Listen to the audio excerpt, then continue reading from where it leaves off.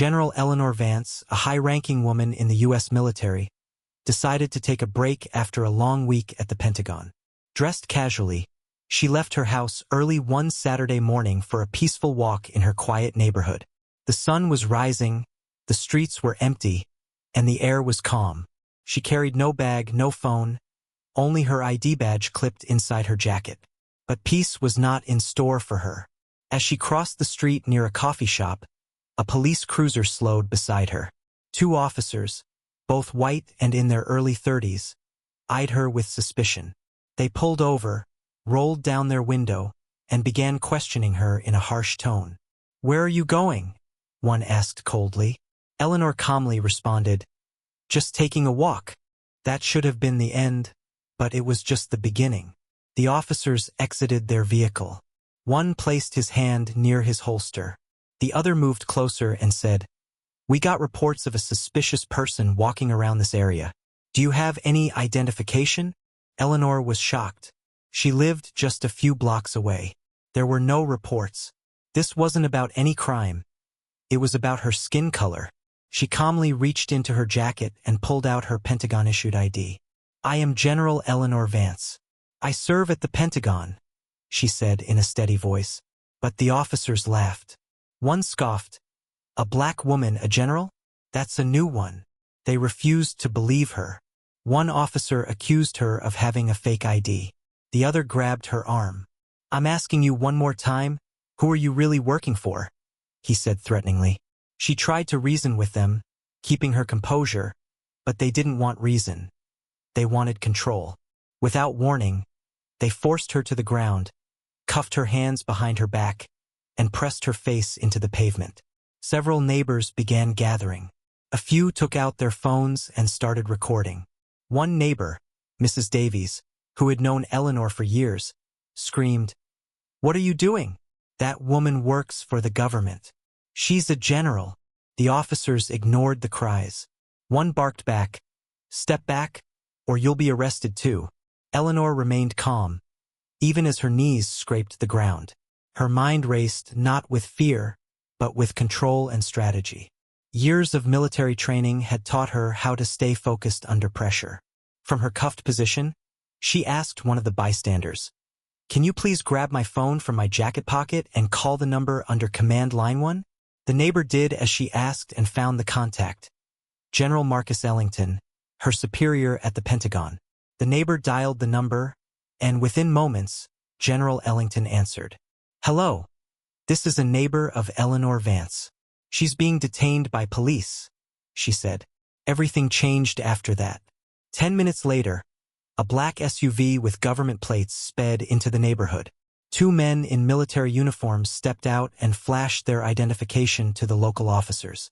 "Uncuff her immediately," one of the agents commanded. The officers hesitated.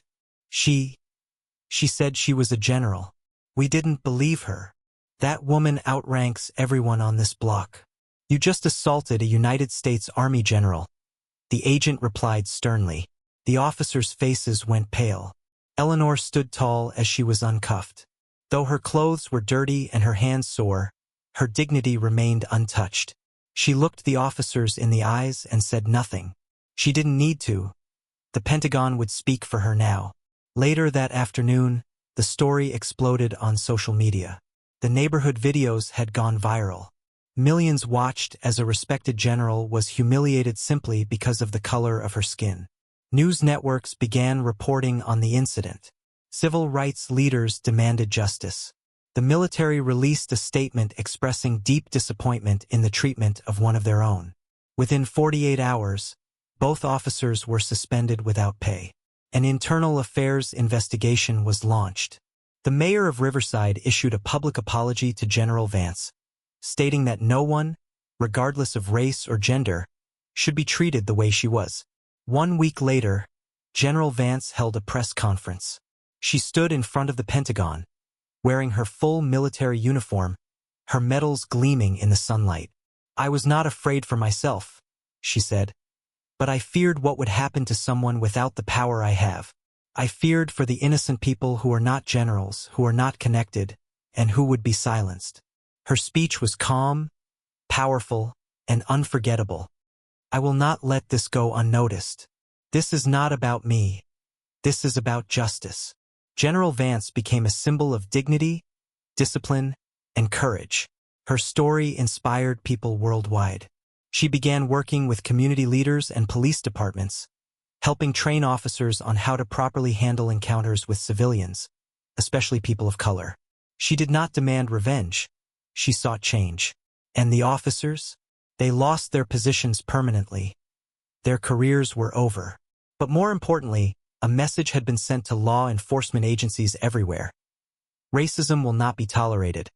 Not in the streets, not in uniforms, not in silence. General Eleanor Vance did not shout. She did not fight back with violence. She used her wisdom, her rank, and her calm presence to change the system. She proved that power doesn't always look like a gun or a badge. Sometimes, power wears dignity, intelligence, and quiet strength. In the aftermath, General Vance dedicated her life to advocating for police reform and racial justice. She established a foundation that provided legal aid to victims of police misconduct and funded programs that promoted better community relations. Her efforts led to significant changes in police training and accountability measures nationwide. Years later, a national monument was erected in Washington, D.C., honoring General Vance's courage and her unwavering commitment to justice. The monument stood as a testament to her legacy, reminding future generations that true leadership lies not in brute force but in moral strength and the relentless pursuit of equality. The story of General Eleanor Vance became a cornerstone of civil rights education, taught in schools and police academies alike, ensuring that her sacrifice and her triumph would never be forgotten.